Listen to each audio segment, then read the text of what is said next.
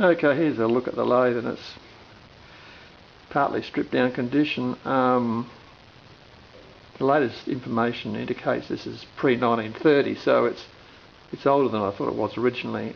I was thinking, you know, maybe World War II, a bit before, but it's obviously earlier than that. The actual bed's in good shape, not many marks or dings in it. So overall, considering how old it is, it's nearly 90 years old. It's not bad. The bed's marked Mallory, so that was where the original factory was. So apparently, so that fits in with what I've been told. And yeah, you know, overall, there's a bit of wear in the spindle bearings or bushes, but not bad. But it all has to be stripped and checked over and restored as much as possible. It's quite handy the way they've designed this. I mean, it's pretty simple, but it's got some good features. I mean, it's got a little spindle lock here, a bunch of holes here, and a little lever down here that you engage a sliding pin into that, so that locks the spindle, various positions, and I presume you could even do some rudimentary indexing with it. I haven't sort of checked the number of them to see how many degrees there are, but there is a proper indexing disc on the back, on the rear of the large pulley, the belt pulley, which is quite, you know, it's a useful little device. I do a bit of indexing work at times.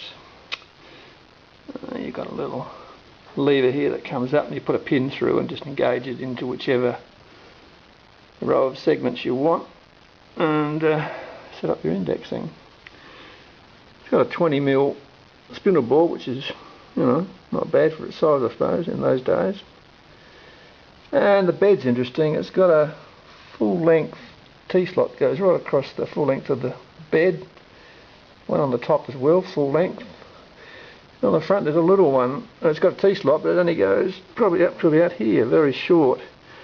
Whereas most other 102s I've seen on the internet have a full-length T-slot across the front as well. So this is probably a little bit unusual. I mean, I don't know a lot about these lathes, but it seems a bit different to most of them. This one's had grease nipples fitted, but it should have oil cups there, wick oilers, so I'll have to replace those front and back and get it back to how it should be. And over here we have the chucks that came with it. They're, well, there's good and bad. This is the good. The 4-jaw is very good. It's a nice chuck. Not much wrong with that. Everything looks good. But the 3-jaw is a sad and sorry little thing. I think it's the original little chuck. There's virtually no taper on the jaw faces at all.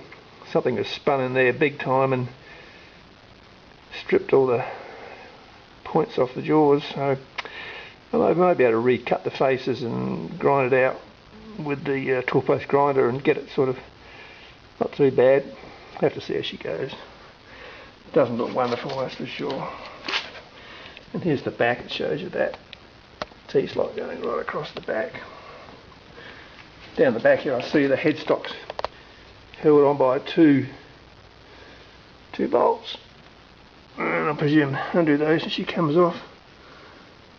Yeah, so that's the main part of the lathe at this point, and everything's stripped off except the headstock really.